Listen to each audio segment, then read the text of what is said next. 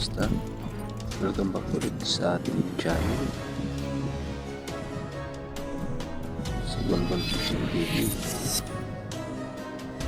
Another episode para sa ating nights for fishing. Dito mga idol, naglalakad na ako papuntang kabilang barangay ulit. Solo lang tayo ngayon, wala tayong kasama, kaya pinilit na nating mag-dive para makaulam.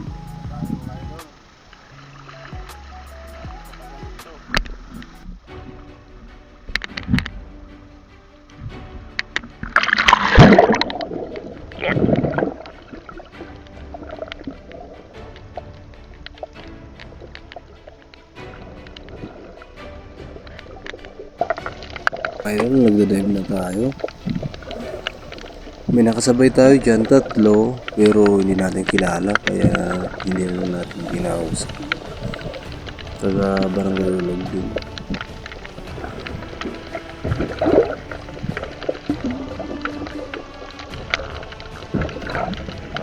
Sarap-sarap tayo, nakita tayo ng tagbago, aroy alusot.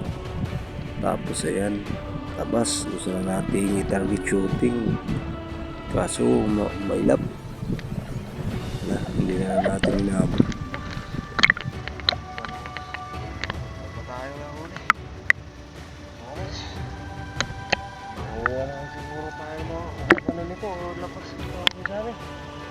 Umuwi ka na? Madaldal ka eh. Tapos balik ulit tayo pag dive, makikita tayo ng lusod na maliit. Yan no.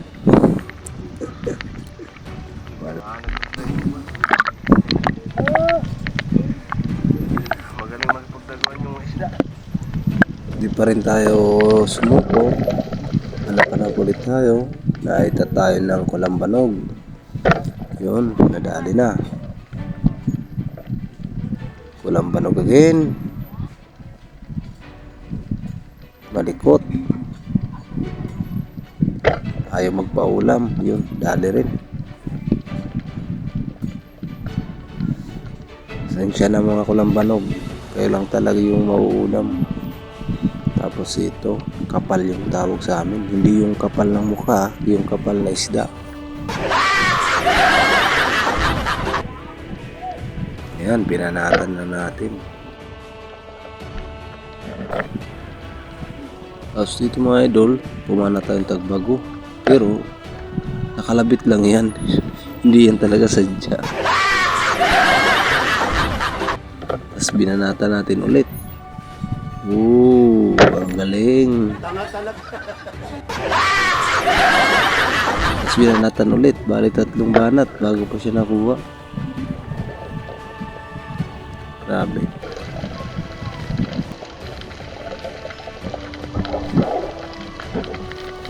Tapos nakakita tayo ng taklobo. Ayan.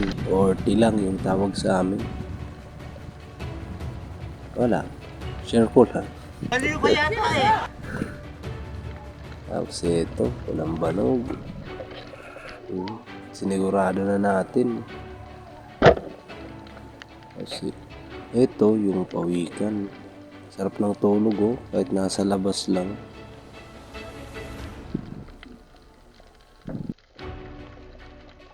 Yan, yung tabas na naman. Malikot.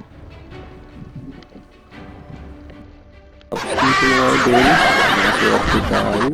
Yung cuttlefish o kulambutan. Yan talaga yung pangulam. Mga may gats yung kilo na. Buti di tayo umuwi. Kasi kung umuwi tayo, di tayo makakahuli niyan. Maraming salamat. Naggrasya din tayo.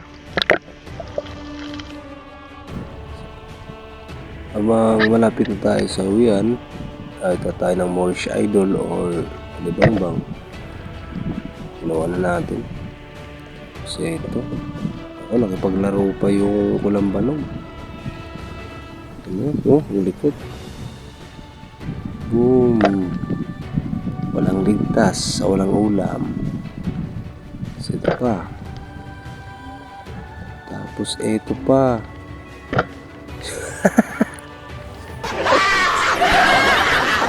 Hindi pala tinamaan yun. Shoutout pala kay Pain Expert One Life History. Maraming salamat idol sa pag-subscribe at pag-antabay ng ating mga videos. Shoutout sa inyong lahat. God bless. So ito ay mga idol, samahan na tayo. Marami yung dikya o salabay, tawag sa amin. Yung mga parang pinong kanin na nalutang sa dagat. Ayan yung huli natin mga idol. Nagit 1 kilo na rin yan. Hindi na siguro masama yun. Siguro kung may magandang spot mga idol, hindi lang yan yung mahuli natin sa loob ng 1 oras. Yung kagaya sa ibang lugar. Pero yan yung lugar na nandito tayo ngayon sa isla na marami na talagang nag-spear fishing. Kontento na lang tayo kung ano yung biyayang natatanggap natin. Nagpasalamat na rin tayo. Maraming salamat sa panonood. Hindi na tayo mga idol. Hanggang sa susunod na video. Maraming salamat. Alam.